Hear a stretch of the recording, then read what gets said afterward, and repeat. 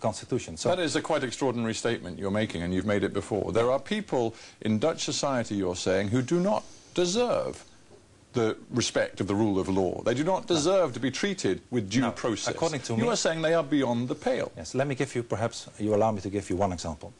The Dutch Secret Service said a few years ago, but they are still saying it today, that in Holland there are a few hundred terrorists, radical Islamists, that are walking through the street. People like Mohammed Bouyeri, who killed Theo van Gogh. But because... with respect, he was convicted after a trial, after due legal process. Yes. You are talking about people who do not deserve the rights of the rule of law. Without going to a judge, you said recently, they should be arrested and expelled. Without going to a judge. But maybe you allow me to finish what I just tried to tell you. Now, what I tried to tell you is that there are a few hundred people walking through the streets of Holland, not according to me, but according to the Dutch Secret Service, whose aim is to use violence sooner or later in order to achieve their Islamic fascist goals. That is a suspicion they have. A suspicion not my the authorities suspicion, may it's a suspicion the have. authorities A suspicion, may have. nothing and more than a suspicion. If I can choose between taking our chances and letting those people walk freely down the streets of Amsterdam or Rotterdam, or as a preventive measure to use, for instance, administrative detention, to arrest those people by an administrative law, of course they'll also be checked by a court, but not by a penal code, not by a penal court, then I choose for the safety of the Dutch families. I choose for the fact that I don't want to take the risk that tomorrow in the metro of Rotterdam or in the streets of Amsterdam, one of these guys puts off a bomb or some I think I understand what you're saying. What you are describing is a Dutch Guantanamo Bay.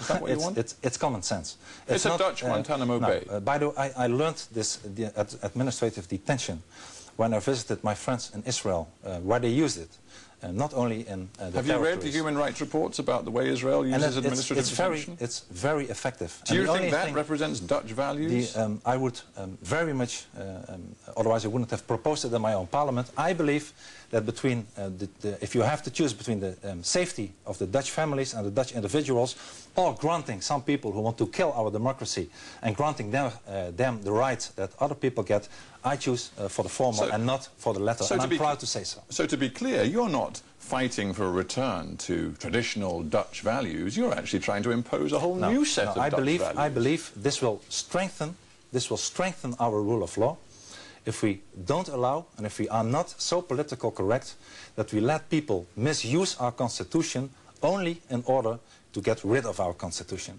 And for that, you need to be strong, you need to be tough, and it will defend our tolerance, and it will defend our rule of law. Just to take a few other examples, just to get a real flavour of what your proposals amount to, you want to see summary deportation of criminals who are dual citizens of the Netherlands, but also another country. You just say they should be thrown out of the country. Well, of course, not immediately, and not if they... well, that's what you want to see. You want to see them gone. No, I want... But even if they have Dutch citizenship. Not immediately. I proposed in my parliament the following. I said if what people bothers more than the normal terrorism is what I call the street terrorism. I don't know if you have but let's get this straight. Anybody who, in your view, is not in some way native Dutch, if they transgress the law in any way, they should be sent back to the country of origin, should they? We have a lot of problems with people with double nationality, especially from Moroccan background, in our major cities in the Netherlands. In Amsterdam, we had many debates of it in Parliament, in Rotterdam, in many 20, 30 cities in the Netherlands. And everything we've done so far is not effective. We put these people in jail, we fine them, we get some social workers. It was all ineffective. And I'm looking for an effective way. And yes, indeed, if people commit a crime and they do it again, and they do it again for a third time, then at the end of the day, I would say that if you have a double nationality, for instance, you are Moroccan and Dutch, we will have to strip you from the Dutch nationality and send you away. You want to, just to continue, let's talk more about your proposals. You want at least a 5-year ban on immigration from non-Western countries. You want to ban women wearing the burqa, that is the all-over robing that some Muslim women choose to wear. You want the immediate deportation of failed asylum seekers, even if, like in the case of the 18-year-old Kosovar Albanian student, even if they have basically spent their young life entirely in the Netherlands. You want to get them out of the country as soon as possible, even if, as in her case, she was about to take exams in Holland after studying in Holland for many years. You know, in Holland, I believe it's not so much different in the United Kingdom. We are a democracy. And those kind of verdicts are set by a court. And this lady went to a court, and she went to appeal to another court. And the court and the judge said at the end of the day, there is no ground for you to have asylum in Holland.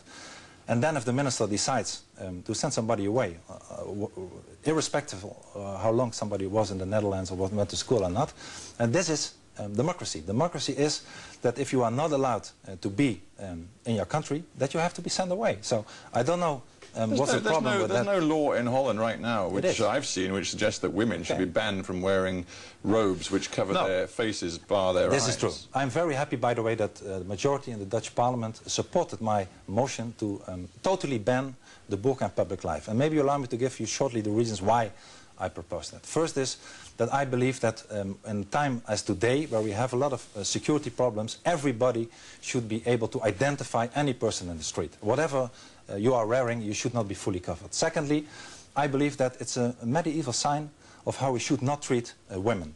Thirdly, I believe that women, also Muslim women in Holland, should be independent. And I can tell you one thing, that if you wear a burqa in the Netherlands today, you won't get a job, you won't get Dutch friends, and it's a big no to Dutch society, and it's a yes to segregation and isolation. It comes back to this word domination, doesn't it? Dominant but cultures. You want to impose what you see as an acceptable Dutch culture. No, I said I want the Christian and the Jewish and the humanistic culture to be dominant, but I also said that other cultures are welcome in my country, as long as they are not dominant. But once again, to ban the burqa, I believe will strengthen the moderate Islam, will strengthen women who don't want to wear the burqa, and in order to get them to find a job. And once again, if you wear a burqa in Holland, you will get no Dutch friends, you will get no job, you will not become independent, and you will therefore be unsuccessful in the Dutch society. And if you want Muslim people, which I also want, I want that very much, to integrate in the Dutch society,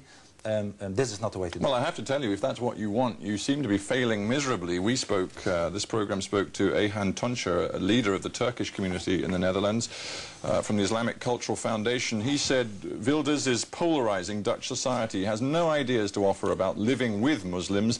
The reality is that Muslims do live here, will always live here. You are simply polarizing and infuriating with your proposals, infuriating the Muslim population. Yes. Well, of course, I'm not of the opinion that I'm polarizing. At least that's not my aim. It surprises you, does it? The things you've told me polarize opinion. I know what he said before, so I'm not surprised that he says it.